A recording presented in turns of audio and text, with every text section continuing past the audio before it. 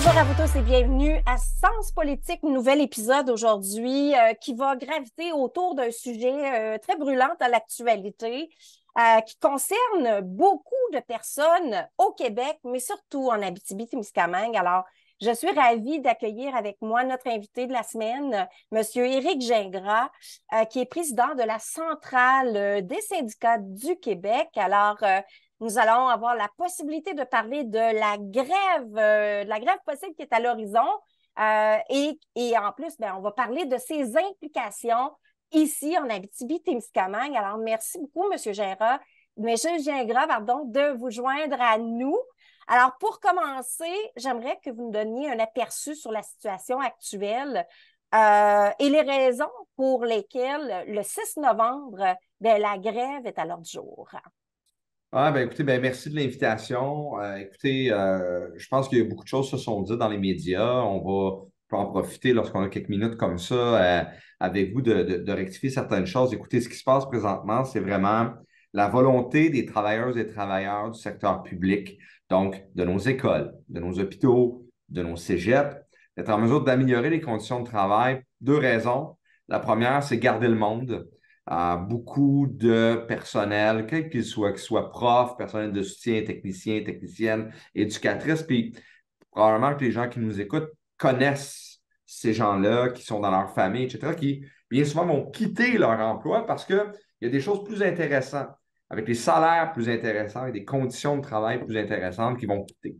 Et aussi, ben, il faut en amener d'autres. Regardez encore, c'est vrai dans la région de l'Abitibi aussi, c'est vrai partout au Québec, mais regardez encore à la rentrée scolaire du mois fin août, début septembre, comment on disait qu'il manquait de personnel. Il manquait de personnel, des profs, des éducatrices pour essayer même d'avoir quelqu'un dans la classe pour s'occuper des jeunes. Alors, avec ça en tête, ben, on est en période de négo. Puis une période de négo, c'est un moment où on vient bonifier, on vient améliorer, on vient aider. Puis nous, le message, c'est de dire à l'employeur, qui est le gouvernement, ben, soyez un employeur de choix parce qu'il est derrière nous les années, là, dans les années 80, 90, où on disait que le secteur public, c'était des gros durs, puis qu'il y avait des bonnes conditions, puis qu'il y avait des gros régimes de retraite, puis qu'il y avait les assurances, puis qu'il y avait...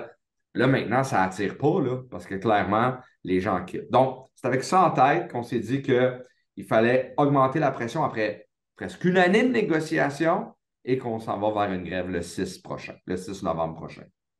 Là, il y a eu un dépôt qui a été fait par le gouvernement du Québec dimanche dernier. Euh, Parlez-moi un peu de ce dépôt-là. Au départ, il demandait un certain pourcentage. En fait, il proposait un 9 à ma mémoire de son offre à ses employés. Et aujourd'hui, est-ce qu'il a augmenté est-ce qu'il a bonifié son offre? Oui, d'un faramineux 0,25% par année pour les 5 prochaines années. Donc, l'offre est passée de 9% à 10,3%. Et très rapidement, ben, à sa face même, on a dit, ben non, on ne peut pas, alors que les économistes prévoient dans ces mêmes 5 années-là, un taux d'inflation tournant autour de 17%, ben, écoutez, c'était facile de le refuser. Donc, très rapidement, la présidente du Conseil du Trésor nous reproche même de l'avoir balayé du revers de la main rapidement, en prétextant qu'il y avait 1 milliard de là-dedans. Et en même temps, ces chiffres sont contestables parce que, bon, lorsqu'elle arrive avec ce chiffre-là d'1 milliard, c'est qu'elle fait le calcul que 1% égale 600 millions, alors que, premièrement, ce n'est même pas les bons chiffres, là. 600 millions, c'est vrai sur une masse salariale, mais ça inclut les cadres, ça inclut les médecins, puis on n'en représente pas de cadres, puis on n'en représente pas de médecins. Fait que, on peut jouer sur les chiffres, malheureusement, en 2023, dans une période où tout se fait à travers les médias. Donc, c'est notre travail de bien expliquer, puis on joue un jeu de relations publiques, mais force est de constater que ce n'était pas à la hauteur. Il faut protéger nos membres, il faut protéger les services publics, il faut protéger les travailleuses et travailleurs de s'appauvrir quand ils vont travailler dans une école, de s'appauvrir quand ils vont travailler dans un hôpital, parce qu'ils pourraient gagner plus ailleurs, mais ils ont à cœur les services publics, ils ont à cœur d'enseigner, d'éduquer, d'encadrer, de prendre soin. Et c'est dans ce sens-là qu'on continue à mener la bataille, puis ça nous amène, comme vous l'avez dit tantôt, à la grève du 6 novembre prochain. Est-ce que la centrale avait proposé une offre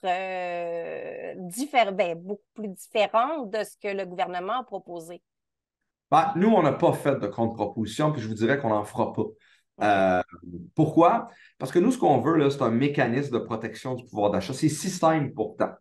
Ce serait d'inscrire dans la convention collective qu'à chaque printemps, en regardant le chiffre de l'inflation de l'année précédente, ça modulerait nos salaires. Par exemple, on a une inflation de 4 on a une augmentation de 4 on a une inflation de 2 on a une augmentation de 2 On arrêterait de vivre ce psychodrame là, qu'on est en train de vivre, là, où là, le président du Conseil du Trésor va dans les médias, nous autres, on y va aussi. Alors, du côté du patron, ce qu'on nous dit, c'est non, on veut se garder une flexibilité. Et là, ben, c'est un enjeu parce qu'après ça, ben, nos membres s'appauvrissent. Et donc, puis, écoutez, je le rappelle, là, tantôt, j'ai parlé de la grève du 6, mais il ne faut pas oublier qu'il y a un mandat de 95 des membres là, qui est derrière ce mandat-là. C'est énorme. Ce n'est pas la grève et ce n'est pas les négociations d'Éric Gingras, président de la CSQ. C'est la grève des travailleuses et des travailleurs qui travaillent, par exemple, en Abitibi, qui sont présents dans les écoles de l'Abitibi, qui sont présents dans les hôpitaux, qui sont présents dans les services sociaux, qui sont présents dans les cégeps. C'est tous eux qu'on représente, et c'est vrai pour la CSQ, c'est vrai des collègues de la CSN, de la FTQ puis de la PTS qui forment le Front commun. Donc, c'est ces gens-là. Donc, qui fait la grève? Qui veut des augmentations? Ben, c'est quand vous allez à l'école chercher votre enfant, puis vous côtoyez tous ces gens-là qui travaillent au quotidien avec votre enfant. Et bien sûr, là, ça, c'est vrai dans tous les réseaux qu'on présente. Donc là, c'est sûr qu'il va y avoir des préoccupations auprès de la population en Abitibi-Témiscamingue. Qu'est-ce qu'on prévoit là? Est-ce que c'est une grève générale illimitée ou c'est l'ensemble des employés de toutes ces activités-là qui vont être en grève? Est-ce qu'il va y avoir des services d'urgence? Est-ce qu'il y a des services qui vont continuer malgré le fait que la grève, elle est générale et illimitée? Ben, pour l'instant, elle n'est pas illimitée. Elle On a n'est le pas mandat, illimitée? OK. c'est important de le dire, puis c'est important que vous posiez la question. On a le mandat de pouvoir s'y rendre. Par contre, pour le premier jour, le 6, là, c'est une grève de courte durée. Le but, c'était justement de prendre en compte les citoyennes et les citoyens. On ne veut pas. Oui, c'est sûr qu'une grève, ça dérange. C'est ça une grève. Mais en même temps, on était conscient de ça. Donc, dans le réseau scolaire, la grève sera de minuit, donc jusqu'à 10h30 le matin. Après ça, les écoles vont être ouvertes. Donc oui, ça va changer, ça va déranger, ça va modifier l'horaire. Dans les collèges, dans les cégeps, ben, les étudiants vont recommencer à avoir de l'école en après-midi, donc la grève est jusqu'à midi. Puis dans les services publics, dans les services sociaux, la santé, ben, c'est toute la journée, mais il faut comprendre qu'il y a des services essentiels. Donc, on est davantage dans la réduction de la journée, dans la réduction des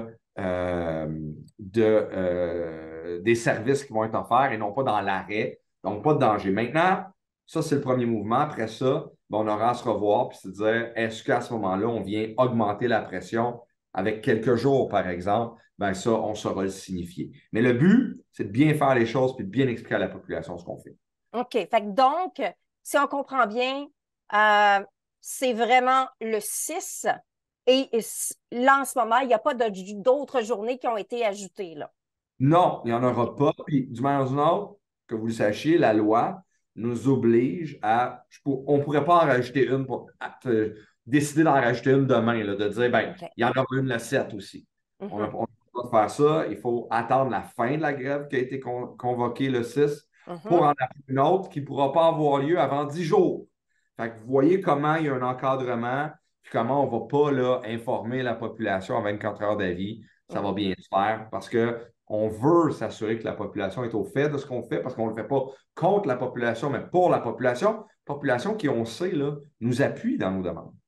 Mais là, vous parlez d'augmentation de salaire.